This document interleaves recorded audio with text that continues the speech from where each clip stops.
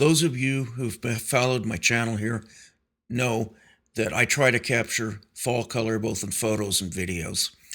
A few years back, I had my brand new Mavic Air 2 drone and wanted to capture fall color in Colorado. I made the trip out there. I had high expectations. The thing that I hadn't considered was how smoky it would be. The whole West was on fire. The California fires, the Oregon fires, and all that blew into the area that I was in Colorado. I tried my hardest. And as you can see in this entry clip, the colors were there, but the sky clarity wasn't. To get to the location I'm going to show you required a four-wheel drive vehicle and about 2.5 hours of drive time to get up, particularly for the stretch of road that goes from Sylvan Lake up over Crooked Creek Pass and then down into the valley where I wanted to shoot. One of the things that I hadn't counted on was the fact that the location I wanted to film was John Denver's Woods Lake. We had no satellite navigation. We had no ability to use our GPS mapping. I should have brought a topo map. I was not prepared. The challenge was that the gate that I knew would go to Woods Lake had a lock on it, and I didn't want to trespass. But anyway, this is the footage we got, and I wanted just to explain a little bit about the difficulties of just getting here, let alone dealing with the issues of no cell coverage and no satellite coverage, which is something that this location is surrounded by high mountains. And so this is just kind of a beautiful location that I've got to come back to. And also they fixed the over sharpening in a firmware update on this drone a few months later. So bear with this footage, enjoy our trip, and then enjoy my rant to the FAA. It seems like more and more of our freedoms and liberties are being chipped away at by government overreach and government agencies.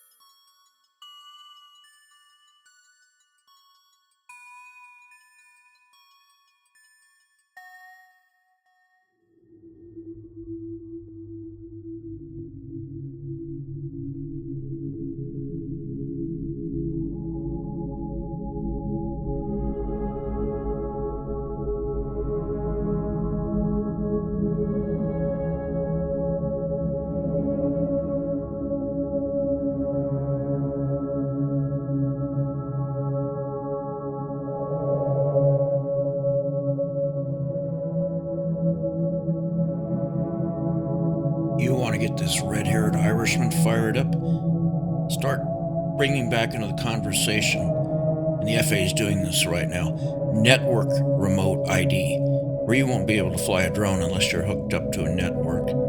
Not only that, is you besides the privacy issues and security issues and the cost issues, where I operate, I don't have cellular coverage, and a lot of times I don't even have satellite coverage. Let me show you a mission that I was on in the Rocky Mountains, surrounded by 13,000 to 14,000 foot peaks. And in this little valley where I'm operating, I have no cell coverage. I'm in ADI mode because there's no satellite coverage. And you want to talk to me about remote ID? That might sound great from your Beltway office, but for us that are out in the real world, in South Dakota, had problems getting satellites there. No cellular or internet service. The only cell signal, and it was a 4G signal, was in front of a little store in a town called McIntosh, and that was it. And you want to talk to me about remote ID over a network? We're tired of having government agencies taking away liberties. A great example of this is you can't film with your phone in videos in a national park and then use that on your YouTube channel or something like that. We're watching and we're getting angrier and angrier and angrier. So I'm trying to comply. I want to do things right, but network remote ID is a deal breaker.